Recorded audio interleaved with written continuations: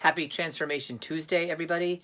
I want to talk today about doing, about specifically awakened doing, because we live in a culture that thrives on results, it thrives on productivity, it encourages achievement, it disparages failure, all of that stuff. So that's all related to doing.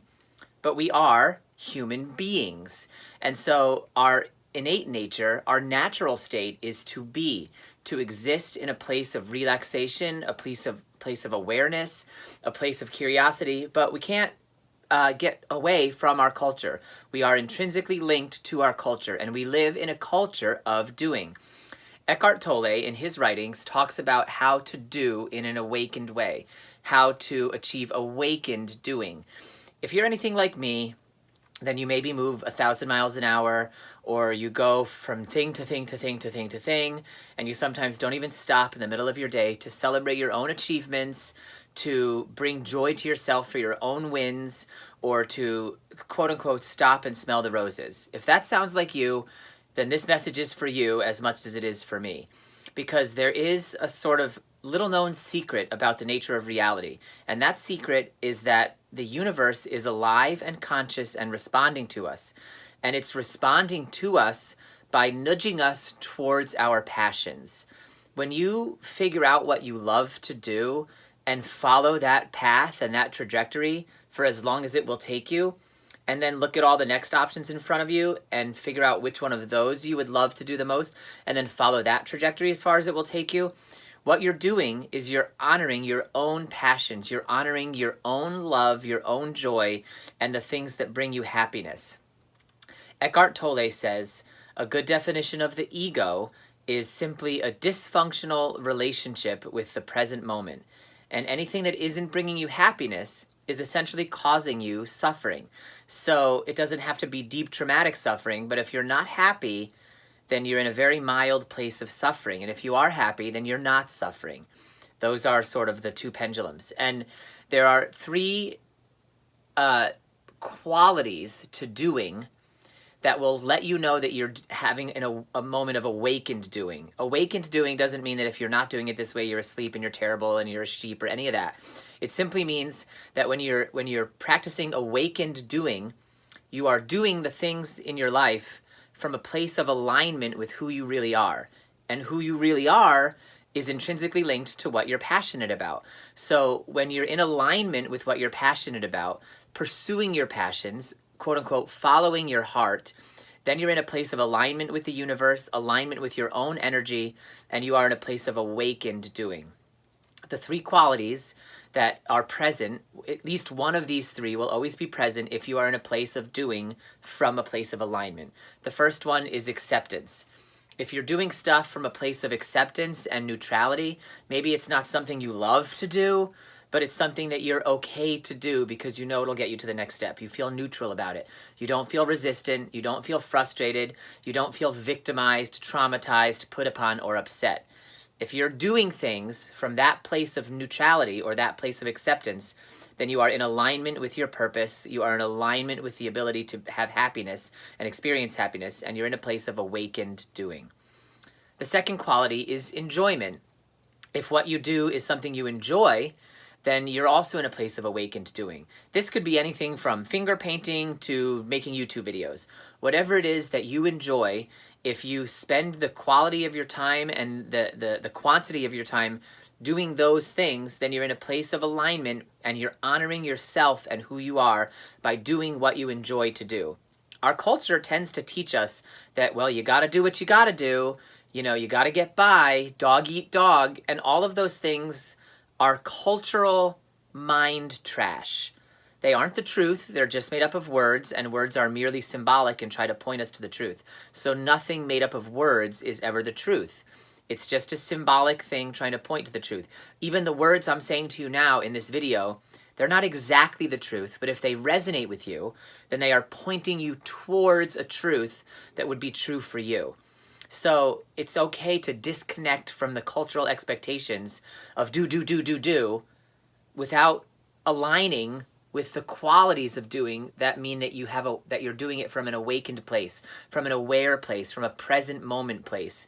And when you do it from a place of presence, it alleviates suffering in your life. When you do things out of duty, or when you do things out of obligation, or when you do things because you think you're supposed to, or because you should, you are inevitably dishonoring yourself and causing some suffering in your own life. I know you're going to say, well, but sometimes I just have to do stuff I don't want to do. But is that really true? Is that absolutely true? And if you have to do something that you don't want to do, can you do the thing that you don't want to do from a place of acceptance rather than a place of resistance? If you can find a moment of neutrality within the thing that you don't want to do, maybe it's like, I don't want to wash the dishes, but I can accept that I enjoy clean dishes, and I can shift the perspective away from resistance to washing the dirty dishes to acceptance of the fact that this is how I get to clean dishes. Okay, so that's just like a subtle shift.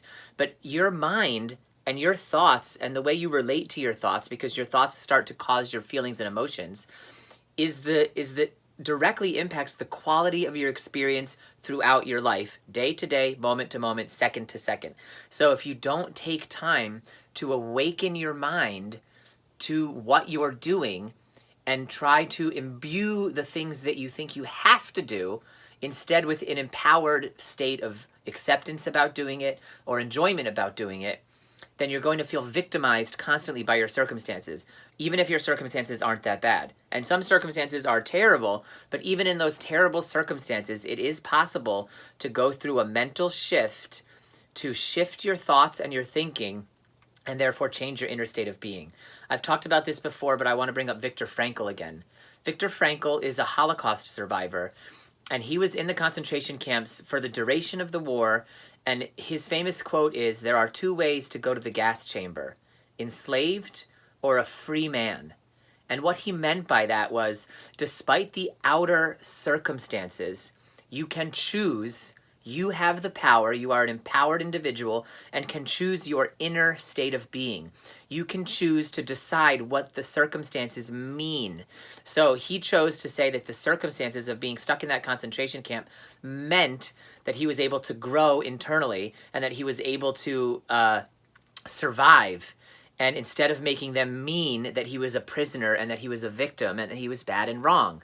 So he chose an empowered stance on very, very dark circumstances.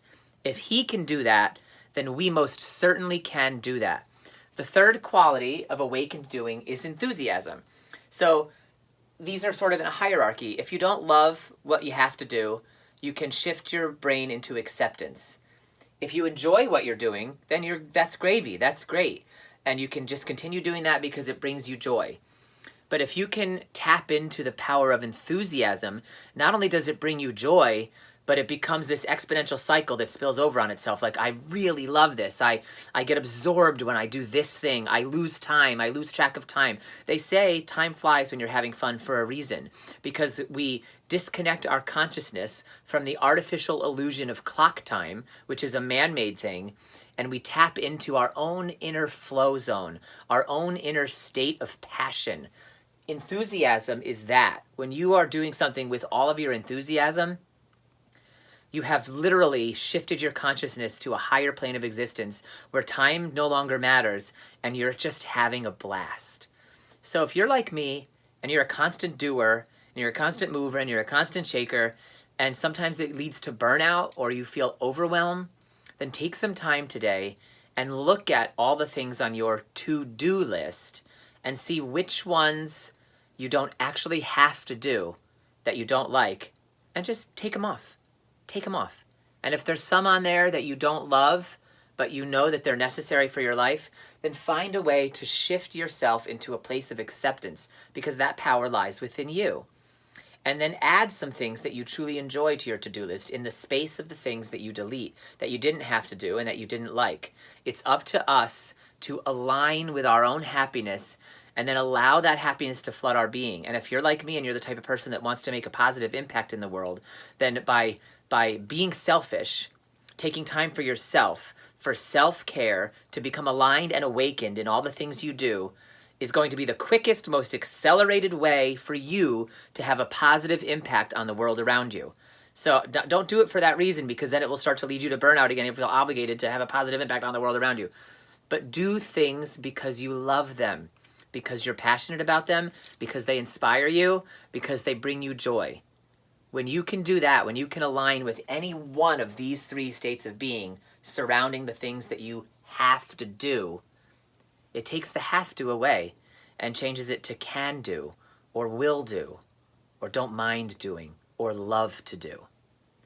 Okay, that's it for today. Happy Transformation Tuesday. I love you guys. Enjoy whatever it is you have to do. Bye.